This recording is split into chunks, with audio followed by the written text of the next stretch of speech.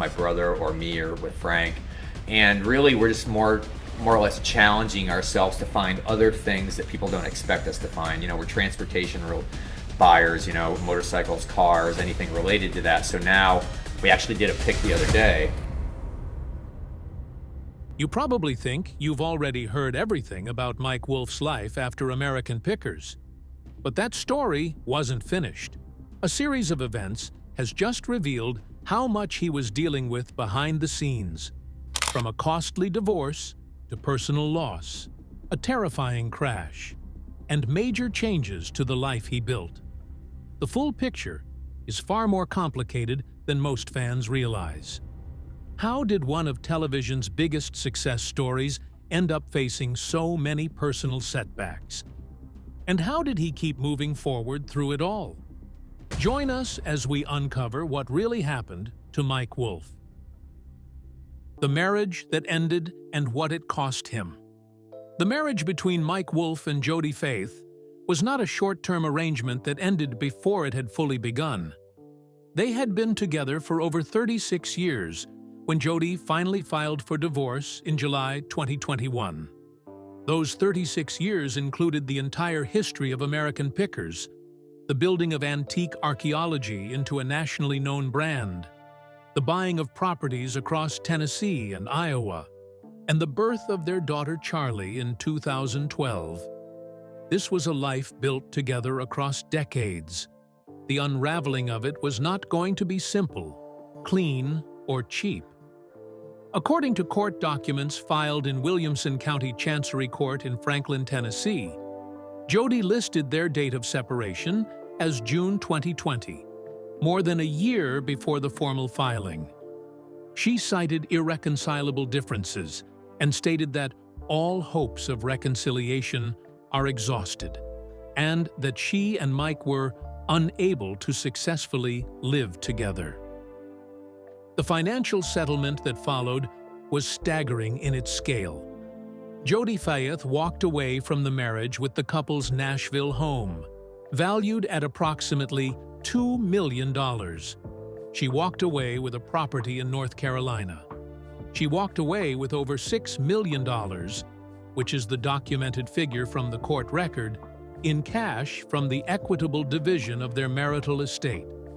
She walked away with $634,000 in alimony. And she received a share of the royalties from the first 10 seasons of American Pickers, the show that Mike had created and that had made both of their lives possible. When you add those numbers together, the total financial impact of the divorce reached approximately $6 million. Mike's estimated net worth at the time of the filing was around $7 million. He paid $6 million of it to end a marriage that had been the foundational personal relationship of his adult life, and he was left with just $1 million. That must have wrecked him. What made this more complicated than straightforward financial accounting was the timing. The divorce was finalized in 2021, the same year that his professional world was simultaneously collapsing in a way he had not seen coming. The same year that his co-host and best friend of 4 decades was publicly claiming that Mike had abandoned him when he needed him most. The same year that the 2 most important relationships in Mike Wolfe's life, his marriage and his working partnership, both came apart at the same time. Because what was happening with Frank Fritz in 2021 was going to define Mike's public image for years, in ways that the divorce never could. And it was the one loss that money couldn't measure or replace. The friendship that fractured in public. Fans saw Mike intentionally pull away from his friendship with Frank. What they didn't see was the addiction that made it hard to relate with a friend that you've known all your life. Mike Wolfe and Frank Fritz met in middle school in Iowa. The friendship predated American Pickers by 20 years. It came before everything that defined both of their public identities: the television cameras, the antique stores, the fame, the money, the national audience of millions. These were 2 boys from the same place who had spent their entire adult lives finding things other people had lost. and who had built the most successful show in History Channel history by doing it in front of cameras for an audience that felt, genuinely and accurately, that they were watching something real. When Frank Fritz did not return to American Pickers for season 21 in 2020, the official explanation was health issues. When he remained absent going into 2021, the official explanation was more health issues. And then Frank Fritz gave an interview that ended the official explanation period entirely. In a 2021 interview with the U.S. Sun, Frank said he had not spoken to Mike in 2 years. He confirmed that Mike knew his back was badly injured but had not called to check on him. He said that was just how it was. Mike's public response was the Instagram post in July 2021, where he confirmed Frank would not be returning to the show. The post that was warm and respectful, but said nothing about why. He later told reporters that Frank had been struggling with addiction to not just opioids but alcohol, following his back surgery and injury, and that the things Frank had said publicly were not truly him speaking. He told the U.S. Sun at the time that he would love to speak with Frank again, but that Frank was going through a lot personally with his addictions and was making decisions that had changed him. That statement itself created another wave of controversy. Frank, speaking through his own interviews, had said he was 11 months sober. Here was Mike describing Frank as an addict who had said things that weren't really him. The public turned on Mike. Fans who had watched these two men together for over a decade and who felt they knew both of them were now being asked to choose a side. And they chose Frank. In July 2022, Frank Fritz suffered a massive stroke. He was found in his home and taken to a hospital in critical condition. When Mike posted about it on Instagram, the message was specific and telling. He said now was not the time to set the record straight. He said now was the time to pray. He said he prayed more than anything that Frank would make it through okay.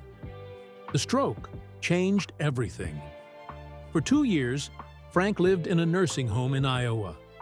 Mike visited him regularly. They talked. In the private space of those visits, whatever the public argument had been, there was something that endured underneath it. Frank Fritz died on September 30th, 2024, at age 60. The cause was late complications from his stroke. Mike Wolfe was at his bedside when he died, along with Frank's mother and a family friend. He was holding Frank's hand and rubbing his chest when Frank took his last breath. After it was over, Mike told people, "I was there for about an hour before he passed. I just feel blessed that I was able to get there." The feud that the public had watched play out across years resolved in the end in a nursing home in Iowa, quietly, without cameras, the way real friendship actually works rather than the way television friendship is supposed to work. But while Mike was still carrying the weight of Frank's death, the universe decided it was not finished with him yet. The crash that nearly killed them both. On the evening of September 12, 2025, Mike Wolfe was driving a vintage Porsche 356 on Highway 7, outside Columbia, Tennessee. He was 61 years old. His girlfriend, Letitia Klein, was in the passenger seat beside him. They had been in Columbia for a photo shoot connected to an upcoming book about the motorcycle industry. The day had been good. Mike posted a photo of himself and Letitia taken a few hours before the crash, writing that everything that day had been perfect and that they had no idea what was coming.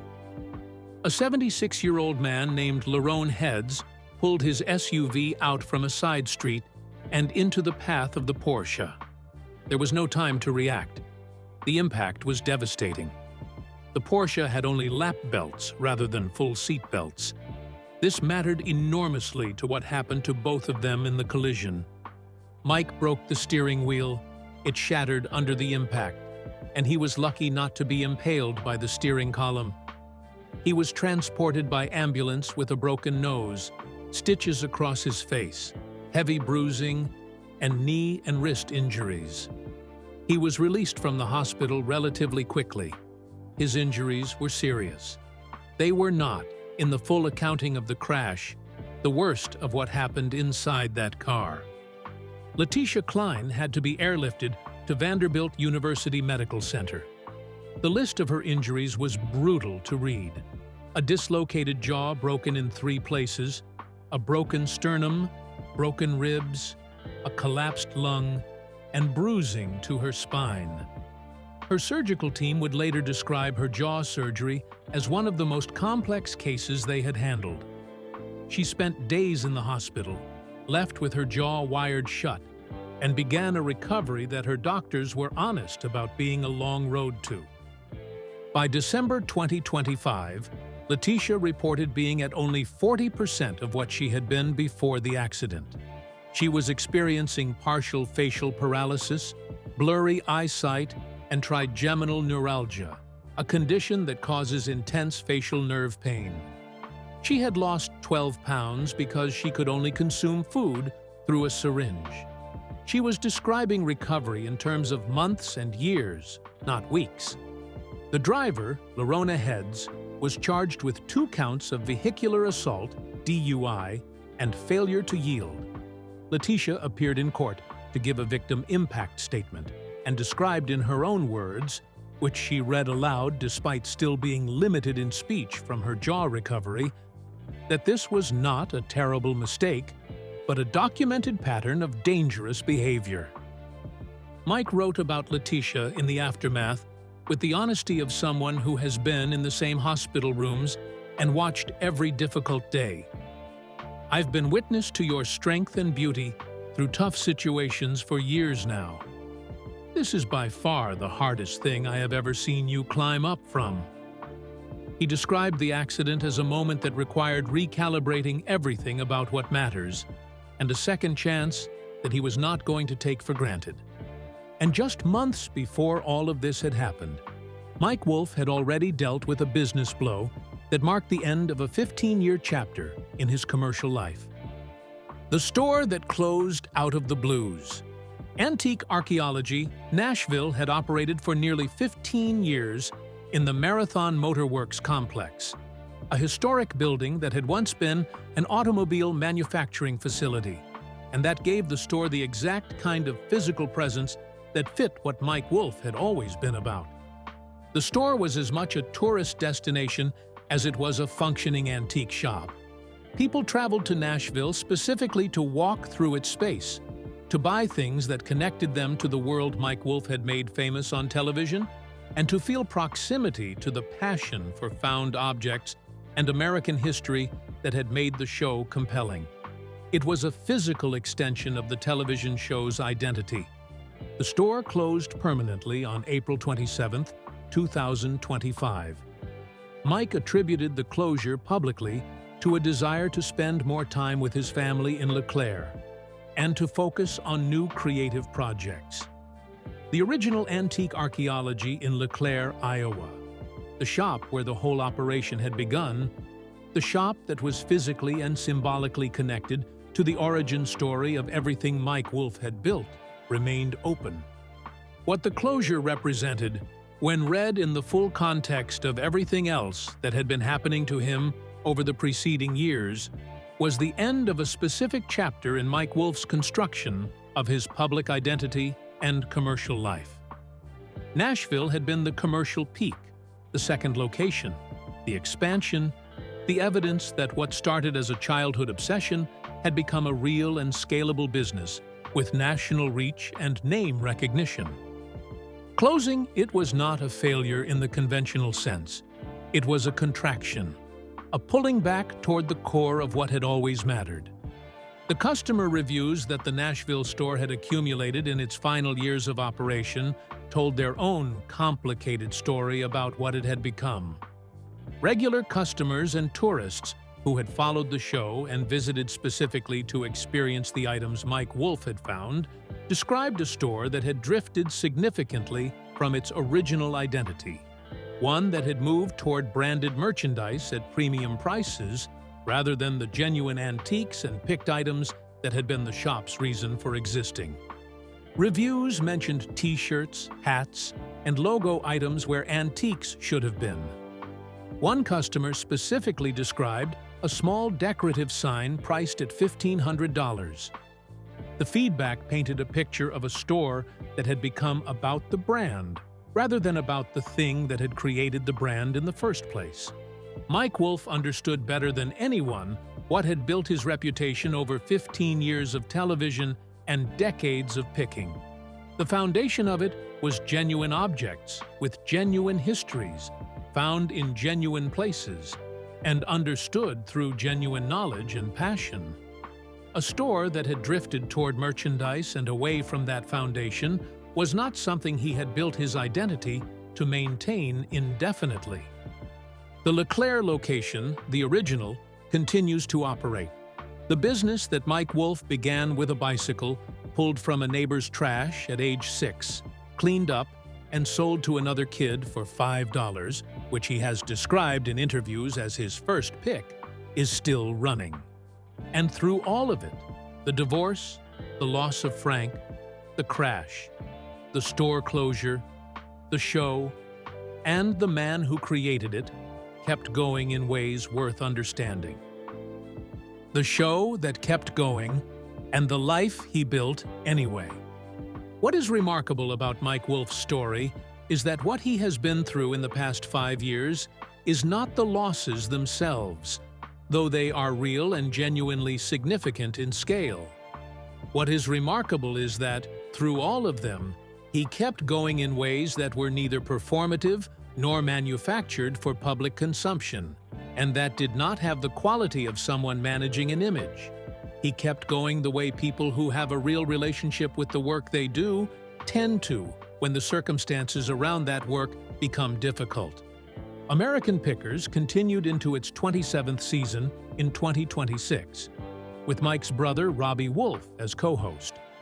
Robbie had joined the show around the time of Frank's departure and had built his own relationship with the American Pickers audience across multiple seasons, different in texture from the relationship the audience had with Frank and warmer in the sibling dynamic than the childhood friend dynamic that had anchored the original show, but real in the way that things between brothers who have known each other their entire lives tend to be.